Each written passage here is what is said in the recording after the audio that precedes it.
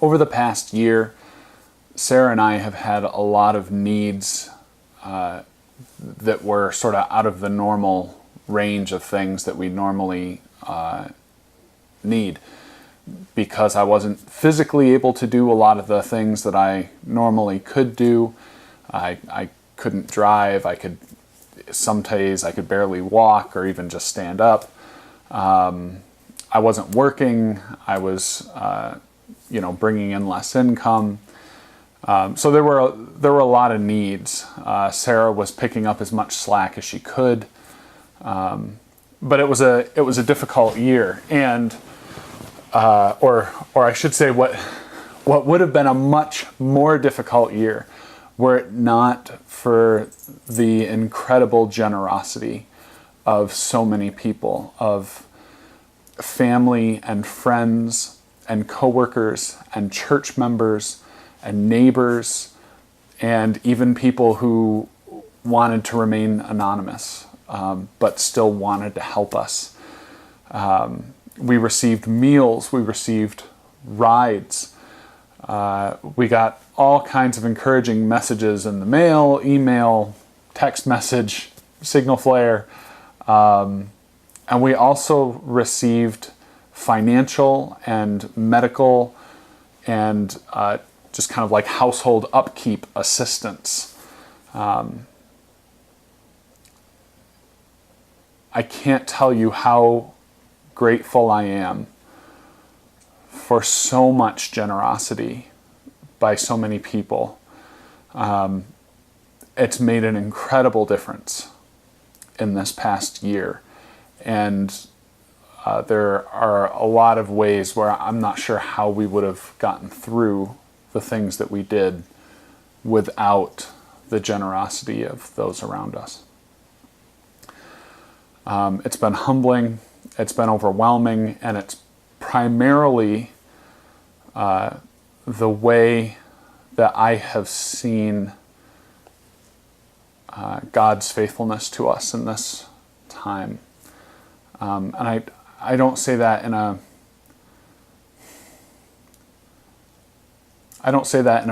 any kind of a braggy way. And this is sort of the difficulty that I've dealt with that I want to talk about.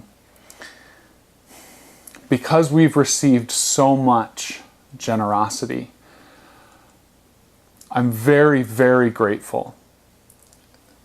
And that does not go away, even though along with that gratefulness, there's some guilt, and there is honestly discomfort.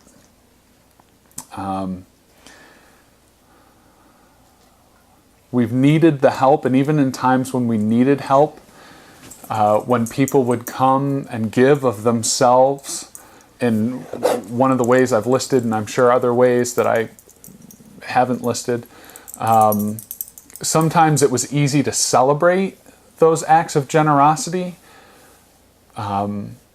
even publicly, to be able to just say, yeah, our neighbor came over and Sarah went out to mow the lawn, and he saw that she was going out to mow, and he just came over with his riding mower and just blasted the lawn. She wasn't even halfway done with the front half of the house, and the rest of it was just done. And be able to celebrate that and talk about that openly. And then there are other acts of generosity that it was a struggle to be able to just celebrate and just be grateful, usually because it was so overwhelming. And so I wanted to think about that, and I wanted to process that discomfort. Hi, Charlie. I wanted to process that discomfort and ask why it's there. Why is that there at all? Why am I uncomfortable with people being generous toward us? It's an expression of love that is incredibly meaningful and valuable. So why am I uncomfortable with this? And I think what I've realized as I was thinking over the past year is that it kind of comes back to, I think, a transactional approach to generosity that I think is in my brain somewhere. I think somewhere in my orientation, I have kind of a transactional approach to generosity, where what I mean by that is if someone does something for me, I feel like I owe them a debt, and I have to pay that debt off. I have to make the scales even again, and not like in a completely awful way. I mean, of course, it feels good to do nice things to people who are nice to you, and there's nothing wrong with that inherently. But I think this kind of transactional system in my mind, or somewhere in my gut, that's causing this discomfort was because I felt like the scales people were giving, and the scales were piling so much in my favor. And I'm like, how could I ever pay all this back? It's awful to say that out loud. I hope you understand that I feel guilty just in acknowledging this, because I think that kind of orientation is discrediting to the generosity. A gift is not a loan, it's a gift. And to treat it like a loan makes it less than what it is.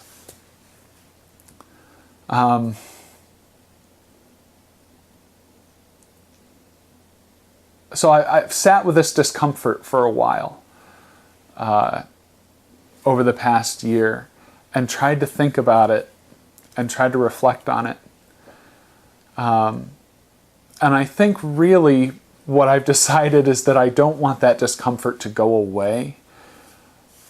If anything, I want to try and take it in, and I want to internalize it and make it a part of me, because I think really what it does is provide some perspective for me. Because if we go with that analogy of the scales being tipped in my favor, the reality is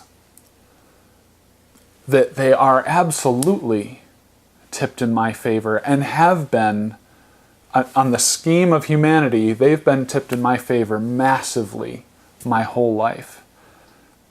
There is no way for me to pay back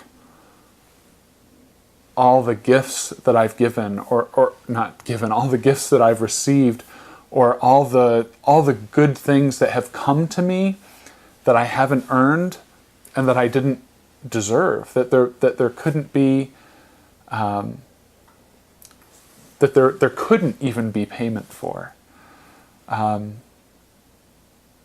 Like the fact that I was born to loving parents in a house that they owned, and there was always food on the table, and there was always clothes in the closet, and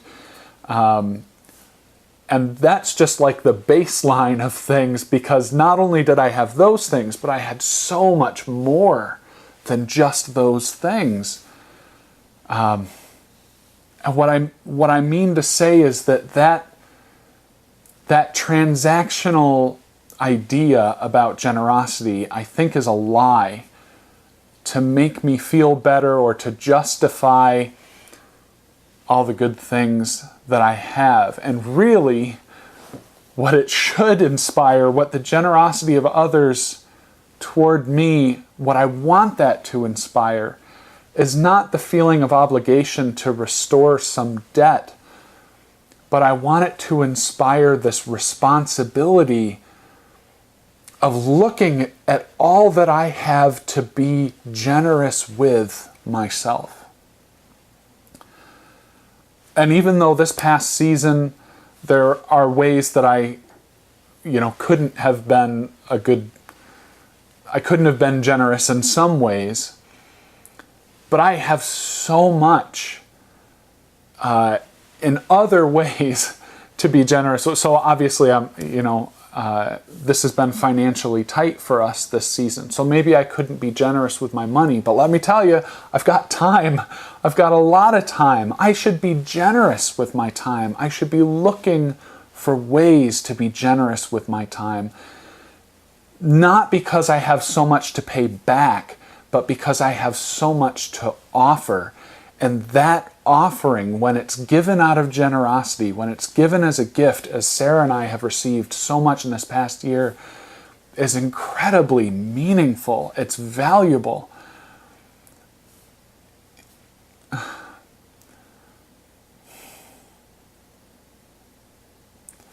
And I have the opportunity to give that value to so many people around me.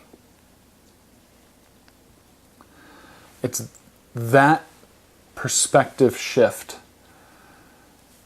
that I want, that uncomfortable feeling, that discomfort, that's the shift that I want to occur. That's what I want to remember. Because I think it reveals not only all that I have to be generous with, but I think it also reveals just how ridiculous my selfish impulses are. And that generosity doesn't go to a point. I don't give until I've paid my debt off. I give out of the abundance of what I have, or at least I should give out of the abundance of what I have.